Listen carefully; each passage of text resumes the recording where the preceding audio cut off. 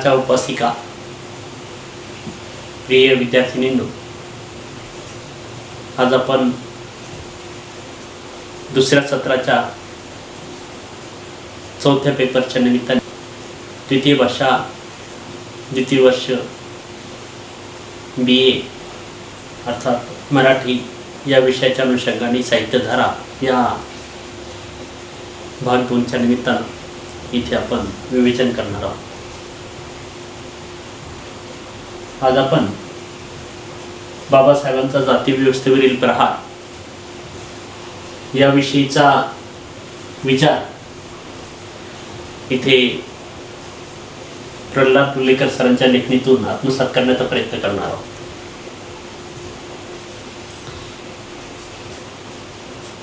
प्रल्हाद लुलेकर हे डॉक्टर बाबासाहेब आंबेडकर मराठवाडा विद्यापीठातील मराठी विभागातील अभ्यासू प्राध्यापक, विभाग प्रमुख, विद्यापीठाच्या परीक्षा नियंत्रक पदाची यशस्वी धुरा सांभाळणारे, विशेषतः फुले शाहू आंबेडकरांच्या विचाराचे प्रणेते, अनुयायी, अभ्यासक या ठिकाणी लोकजीवनामध्ये समाज प्रबोधन करण्याचं फार मोठं कार्य त्यांनी केलेलं आहे. मराठवाड्यातील दलित आत्मकथने हा एक त्यांचा अभ्यास संशोधन कार्याच्या संदर्भाने आहे. आले ढग गेले ढग हा त्यांचा कविता संग्रह आहे. याशिवाय अनंत पैलूंचा सामाजिक योद्धा हा त्यांचा वैचारिक लेख संग्रह या ठिकाणी प्रसिद्ध आहे. असे अनेक लेखन त्यांनी केलेलं आहे. लेखकाच्या व्यक्तित्वाचा वेध घेत असताना आपल्याला ही गोष्ट लक्षात घ्यावी लागणार आहे की ज्या व्यवस्थेतून ते आले आहेत अशा बलुतेदारीविषयी सखोल चिंतन त्यांनी केलेलं आहे. बलुतेदार हा त्यांचा समाजचिंतनपर ग्रंथ इथे लक्षात घ्यावा लागतोय. विशेषतः अनंत पैलूंचा योद्धा या पुस्तकातून हा एक उतारा आपल्याला अभ्यासासाठी नेमण्यात आलेला आहे. प्रभावी चिंतनाच्या पातळीवर समाज मनामध्ये परिवर्तन घडवण्याची एक अपेक्षा लेखकासह डॉक्टर बाबासाहेब आंबेडकरांच्या विचारातून व्यक्त होताना आपल्याला दिसते. ग्रामीण जीवनाचं चिंतन करणं, त्याचा सखोल अभ्यास करणं, त्याची सुखदुःख जी की आहे, जातीव्यवस्था जी की आहे ती अभ्यासणं हा त्यांचा मूळ पिंड आहे, छंद आहे. सुरुवातीच्याच संदर्भाने जेव्हा आपण विचार करतो तेव्हा इथे बाबासाहेब आंबेडकरांनी आपल्या मौलिक अशा पद्धतीच्या अभ्यासातून, समाजमानाच्या आकलनातून, सामाजिक आणि जातीव्यवस्थेच्या निमित्ताने प्रभावीपणे काही विचारांची मांडणी केलेली आहे. बाबासाहेबांना इथे सम्यक परिवर्तन अपेक्षित आहे आणि ते करण्यासाठी समान संधी तत्वाचा अवलंब केलेल्या गुणवान लोकांनी एकत्रित येणं ही आज काळाची गरज कशी आहे हे ते पटवून द्यायला लागतात. परंतु हिंदुस्थान आणि त्यातली हिंदू धर्मीय जे काही लोक आहेत, हिंदू धर्म म्हणजे खऱ्या अर्थाने राजकीय वाटचालीच्या निमित्ताने राजकीय दृष्ट्या रोगट माणसासारखा बनलेला आहे. त्याचं कारण असं आहे की इथल्या प्रत्येक जातीला धर्माचं बळ मिळालेलं आहे आणि जाती धर्मामुळे ही व्यवस्था खिळखिळी झालेली आपल्याला पाहायला मिळते. आता आपण प्रत्येक जण या ठिकाणी जातीनिहाय विचार करायला जर लागलो तर मला माझ्या जातीविषयीचं प्रेम आहे ते इतरांच्या जातीविषयी तितकंसं नाहीये. या विरुद्ध आपल्याला असं म्हणता येईल की स्वजाती प्रेमाबरोबरच इतर जातींचा खतोस करण्याची एक विचारधारा आचार पद्धती आम्ही आत्मसात केलेली आहे. हीच गोष्ट या देशाच्या, समाजाच्या आणि माणसाच्या विकासाला कारणीभूत आहे. खऱ्या अर्थाने तिथे फार मोठी ती अडचण ठरते आहे. आणि म्हणून धर्माचरणात, लोकाचरणात विसंगती आणि विसंवाद आज फार मोठ्या प्रमाणावर असल्याचं आपल्याला दिसून येतं. एकीकडे जातीभेदामुळे सामाजिक, राजकीय, आर्थिक, मानसिक अशा सार्वत्रिक पातळीवर भारतीय माणसाचं हनन होताना आपल्याला दिसत आहे. परंतु तरीही आम्ही तेवढं सजग नाहीये. जसं की एखाद्याला एखादा रोग झाल्यानंतर त्याला डॉक्टरकडे जावं लागतं. डॉक्टरने केलेल्या निदानानुसार त्याला औषधोपचार केला जातो आणि तो त्यातून सावरला जातो. बाबासाहेबांच्या मते राजकीय दृष्ट्या रोगी असणाऱ्या या देशाला जर तुम्हाला सावरायचं असेल तर सर्वप्रथम आपण लोकशाहीचे प्रणेते असणारे गौतम बुद्ध यांच्या तत्वज्ञानाचा इथे आश्रय घेतला पाहिजे, अनुनय केला पाहिजे, अभ्यास केला पाहिजे. गौतम बुद्धांनी भेदाभेद नाकारलेला आहे आणि लोककल्याणकारी अशा पद्धतीचा लोकशाही मार्ग स्वीकारलेला आहे. वंचितांच्या वेदना ज्या की आहेत, दुःखितांचं जे काही दुःख आहे ते नष्ट करण्याचा प्रयत्न त्यांनी आपल्या राज्याच्या पासून सुरू केलेला होता. आणि म्हणून गौतम बुद्धाची करुणा जी की आहे, ज्ञानविज्ञानाच्या दृष्टिकोनातून जी की मानसिकता त्यांची आहे ती अतिशय प्रभावशाली, परिणामकारक अशा पद्धती दिसून येते. आणि म्हणून बाबासाहेबांच्या मते राजकीय दृष्ट्या रोगी असणाऱ्या समाजाला, देशाला, माणसाला जर आपल्याला या व्यवस्थेतून बाहेर काढायचं असेल तर गौतम बुद्धाशिवाय पर्याय नाही. ते उत्तम वैद्यक आहे असं त्यांचं मत आहे. जर या देशाची प्रगती हवी असेल, येथील माणसाला स्वातंत्र्य, समता, बंधुता, सामाजिक न्यायाच्या निमित्ताने स्वतःचं अस्तित्व सिद्ध करायचं असेल तर त्यासाठी प्रत्येक माणसाला आपल्यातल्या ज्या की क्षमता आहे त्याची ओळख करून घेता आली पाहिजे. आपल्या क्षमता ज्या की आहेत त्या अभ्यासात असताना जी की कौशल्य आहे तीही पणाला लावता आली पाहिजे. आणि मग त्यातून सिद्ध होणारी जी की योग्यता आहे त्याला समान संधी जर प्राप्त झाली तर इथे या देशाच्या निमित्ताने, एकात्म समाजाच्या निमित्तानं इथे प्रगतीची वाटचाल आपल्याला करता येते. व्यक्ती कौशल्यानुसार संधी हे एक सूत्रच आहे आणि त्यानुसार देश, समाज, व्यक्ती यांची प्रगती इथं होऊ शकते. आपल्याला हे इथे मान्य करावं लागणार आहे की आम्ही मागास का आहोत. आमच्या मागास असण्याची अनेक काही कारणं आहेत. त्यामध्ये जातीभेद हा अत्यंत महत्वाचा, मूलभूत कळीचा मुद्दा आहे. एकीकडे जाती निर्मूलन ही आमची वाणीतून फार प्रभावी प्रेरणा आहे, पण कृती शून्यता या ठिकाणी आम्हाला दिसून येते. जातीभेदाला बळकटी देण्याचं काम येथील व्यवस्था करताना आम्हाला दिसतंय. मग त्यामध्ये व्यक्ती आहे, समाज आहे, व्यवस्था आहे आणि ती बळकटी जी की आहे, जातीभेदाला बळकटी देण्याची जी की आमची प्रवृत्ती आहे, त्यामुळेच या समाजामध्ये विषमता ही फैलावण्याचा प्रयत्न सातत्याने होताना मला दिसतोय. म्हणजे एकीकडे आम्हाला विसंवाद, विसंगती आणि त्यातही दुरान्वय भावाने या ठिकाणी एकमेकांबद्दलचा द्वेषभाव वाढीस लावण्याच्या संदर्भातली मिळत असणारी जी की शिकवण आहे ती या ठिकाणी जर दुरुस्त करायचं असेल तर लेखकाच्या मते किंवा बाबासाहेबांच्या मते असा एक मुद्दा आपल्याला इथे लक्षात घ्यावा लागणार आहे की रामकृष्णांच्या जयंत्या साजऱ्या करून, रामकृष्ण आणि गांधींच्या जयंत्या साजऱ्या करून हे आपल्याला सहज शक्य होणार नाहीये. तर त्यासाठी आपण गौतम बुद्धांच्या तत्वज्ञानाचा अनुनय केला पाहिजे, त्याचं आचरण केलं पाहिजे.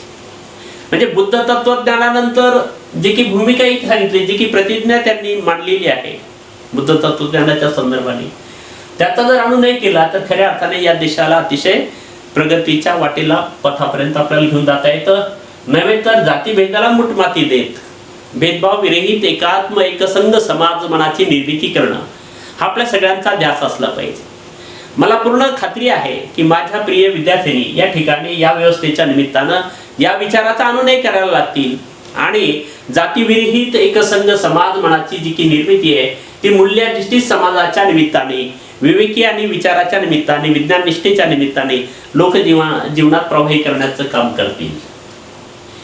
आपल्याला हे माहित आहे की आजच्या समाजामध्ये सुद्धा अतिशय प्रभावी आणि परिणामकारकपणे प्रत्येक जात आपापलं महत्व सिद्ध करताना दिसते. जातीची पुढारी लोक ही या ठिकाणी या व्यवस्थेच्या निमित्ताने फार पूरक अशा पद्धतीचं वातावरण निर्माण करतायत. सामाजिक बांधिलकी मानणारे किंवा त्या निमित्ताने प्रबोधन करणारे बरेच लोक आपल्याला इथं पाहायला मिळतात. म्हणजे गोविंद पानसरे असतील, नरेंद्र दाभोळकर असतील, गौरी लंकेश असतील, यासारख्या महात्म्यांना सुद्धा सहज संपवण्याचं कार्य आमच्यातील या भेदनीतीमुळेच होताना मला दिसतंय. आणि म्हणून या देशातील गुणवत्तेला आणि गुणवानाला इथे किंमत नाहीये. म्हणून आपण सदाचाराच्या निमित्ताने विवेकनिष्ठ आणि विज्ञाननिष्ठ अशा समाजाच्या निर्मितीसाठी म्हणून मूल्याधिष्ठित समाजाच्या निर्मितीसाठी म्हणून फुले शाहू आंबेडकरांच्या आपल्याला मौलिक अशा पद्धतीचं परिवर्तन इथं अपेक्षित आहे. आणि म्हणून ज्या ज्या वेळेला या देशावर, येथील समाजावर, या माणसांवर अशा पद्धतीचे अन्याय अत्याचार होतात,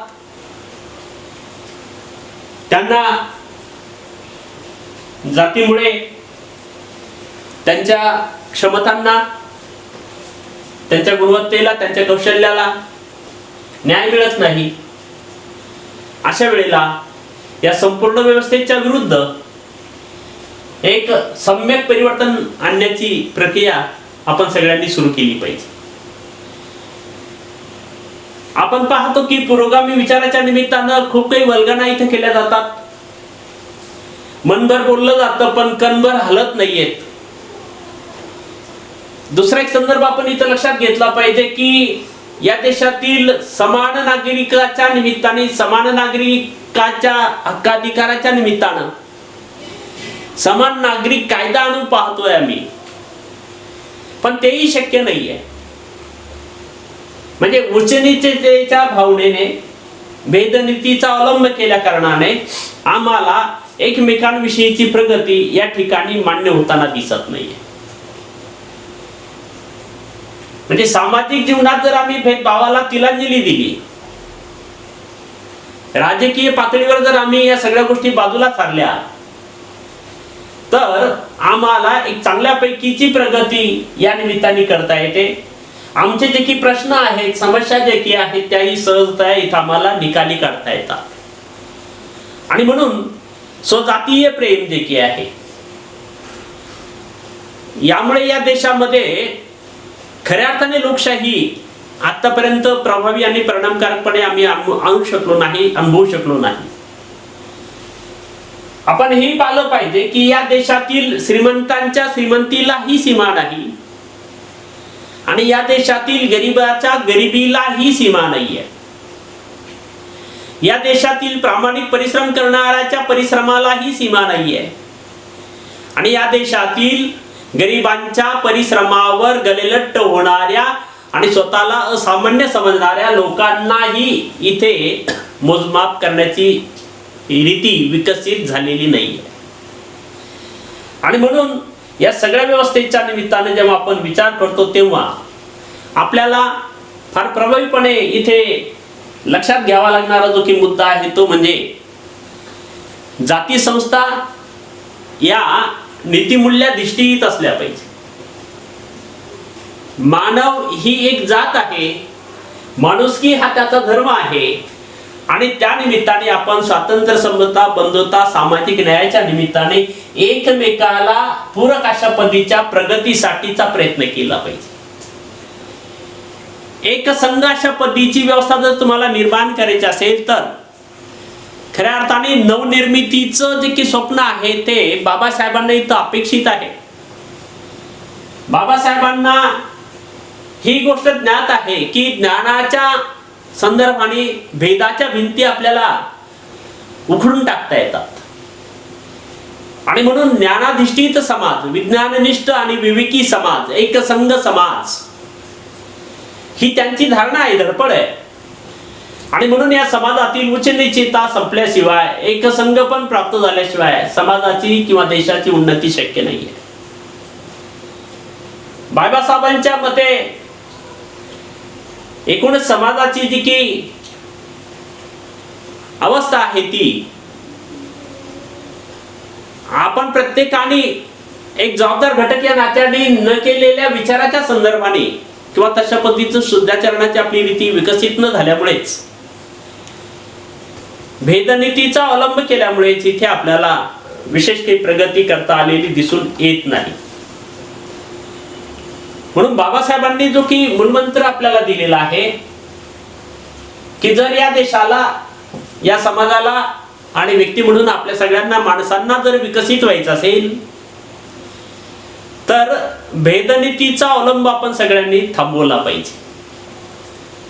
एकमेकांची जी की प्रगती आहे ती सहजतया या ठिकाणी स्वीकारली पाहिजे. म्हणजेच गुणवंताला आणि गुणवंतांच्या गुणवत्तेला इथे प्राधान्यक्रमाने स्वीकारून आम्ही त्यातील आवडीनिवडीनुसार, त्याच्या कौशल्यानुसार, त्याच्या शैलीनुसार त्याला इथे अभ्यासाच्या संधी विकसित करून दिल्या पाहिजे.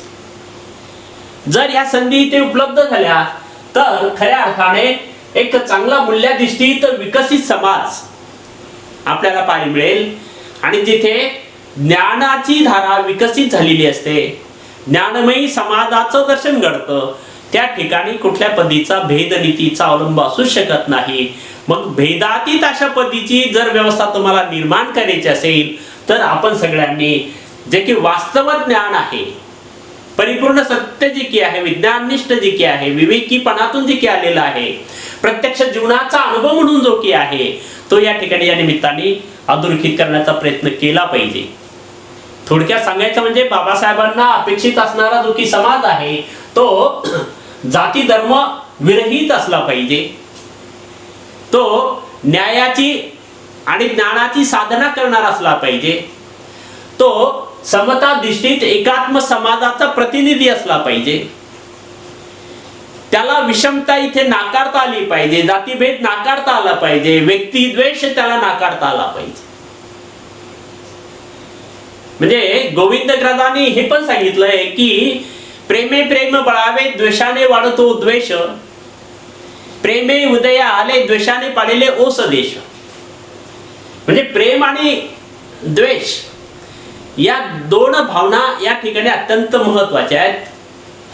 आणि त्या तर कमी जर करायच्या असतील तर तुम्हाला सर्वाठाई ज्ञानाची ज्योत प्रज्वलित करणं ही काळाची गरज आहे.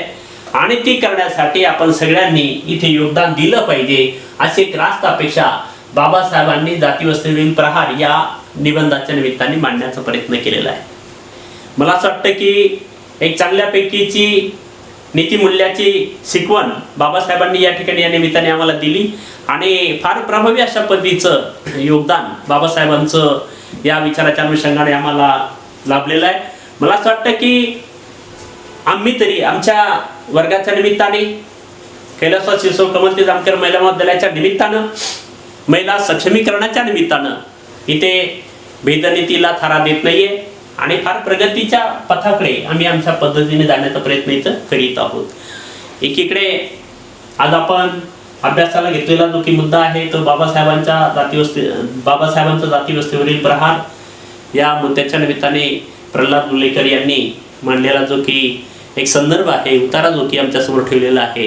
त्यामुळे आम्हाला आमच्या जे की जगण्याच्या शैलीज आहेत, कौशल्य जे की आहे, क्षमता जे की आहेत त्याची प्राधान्याने इथे ओळख झाली. मला असं वाटतं की अतिशय चांगल्यापैकीचा संदर्भ आज आम्ही इथे समजून घेऊ शकलो आणि भेदातीत अशा पद्धतीची ज्ञानमयी जगाची निर्मिती करण्यामध्ये आमच्या विद्यार्थ्यांनी निश्चितच योगदान देतील याविषयी मला शंका नाहीये. माझ्या नोट्स डिस्क्रिप्शन बॉक्समध्ये उपलब्ध आहेत, लिंकवर जाऊन तुम्ही त्या फॉलोअप करू शकता.